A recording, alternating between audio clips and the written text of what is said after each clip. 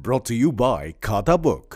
इसका टेक्नोलॉजी का लफ्ज तो कम नहीं हो सकता है, लेकिन क्यूआर का हिसाब सिंपल हो सकता है। क्या? कैसे? खाता बुक क्यूआर से मैन, ये सब ऐप से पेमेंट एक्सेप्ट करता है और फुल हिसाब को एक जगह दिखाता है। अरे हिसाब सिंपल हो गया। खाता बुक बिजनेस हुआ इजी मैन। कांग्रेस तो अच्छा ही करेगी, भारतीय जनता पार्टी दिख रही है क्या आपको कहीं? राजस्थान के 3 बड़े नगर निगमों में चुनावी बिगुल की आवाज सुनते ही कांग्रेस के नए पीसीसी चीफ और अशोक गहलोत के सबसे भरोसेमंद सिपह सालार गोविंद सिंह डोटासरा बड़े बड़े दावे करने लगे।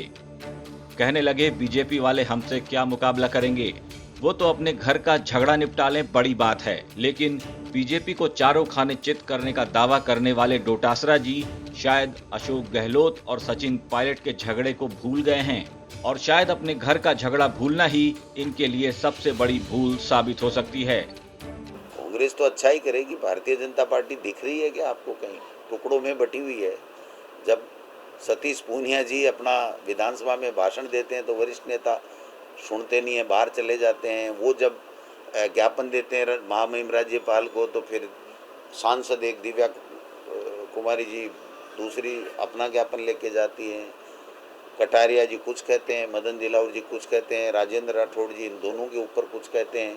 वसुंधरा जी कहाँ हैं, दूसरे कहाँ हैं, कौन कौन मुख्यमंत्री बनना चाह रहे हैं, ये सब आप सबके सामने परिदृश्य भारतीय जनता पार्टी का है।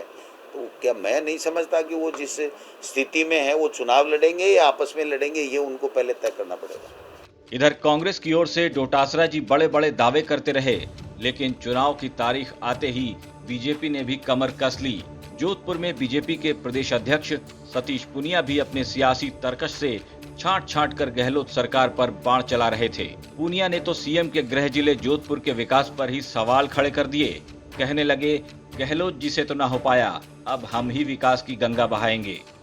हम लोगों ने अपनी तैयारी शुरू कर दी है। पार्टी के सब प्रमुख लोगों की कल दिन भर हमारी मीटिंग्स थी, मैं खुद उपस्थित था। हमारे केंद्रीय मंत्री गजेंद्र सिंह जी केवल इसी रणनीति के तहत यहाँ हैं, और हमारे प्रभारी वासुदेव देवनानी जी जो ज़िले के प्रभारी हैं इस कोऑर्डिनेशन का काम करेंगे। हमारे प्रदेश के महामंत्री भजन लाल शर्मा जी वो संभाग के प्रभारी के नाते पूरे समन्वय का काम देखेंगे। सियासी जानकार मानते हैं कि इस बार भले ही गहलोत ने डोटासरा और धारीवाल को जयपुर की कमान दे रखी हो, लेकिन नगर निगम के चुनाव में बीजेपी से पार पाना आसान नहीं होगा, क्योंकि लोकसभा चुनाव में बीजेपी की 8 सीटों पर कांग्रेस को करारी हार का मुंह देखना पड़ा था। एकमात्र आदर्श नगर में ही कांग्रेस की लाज बच पाई थी। यहां तक कि महेश जोशी और परिवहन मंत्री प्रताप सिंह खाचरियावास के क्षेत्र में भी कांग्रेस की करारी हार हुई थी। लोकसभा चुनाव में यूडीएच मंत्री शांति धारीवाल ही जयपुर के प्रभारी थे। नगर निगम गठित होने के बाद से अब तक जयपुर में एक बार भी कांग्रेस का बोर्ड नहीं बन पाया है।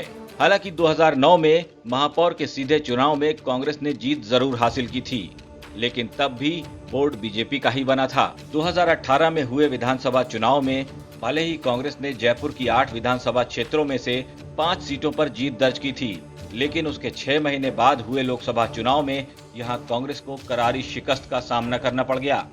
इस बार कांग्रेस ने नगर निगम चुनाव से पहले अपनी रणनीति थोड़ी बदली है। कई जिलों के प्रभारी मंत्रियों को बदला गया है, लेकिन यूडीएच मंत्री शांति धारीवाल को अब भी जयपुर का प्रभारी मंत्री बरकरार रखा है। यानी अब नगर निगम के चुनाव में अशोक गहलोत के भरोसे को बरकरार रखने की जिम्मेदारी शांति धारीवाल और गोविंद सिंह डोटासरा के कंधों पर है। लेकिन कांग्रेस की अंदरूनी कलह के बीच इस टास्क को पूरा करना गहलोत के दोनों दिग्गजों के लिए इतना आसान भी नहीं रहने वाला। ब्यूरो रिपोर्ट, राजस्थान तक।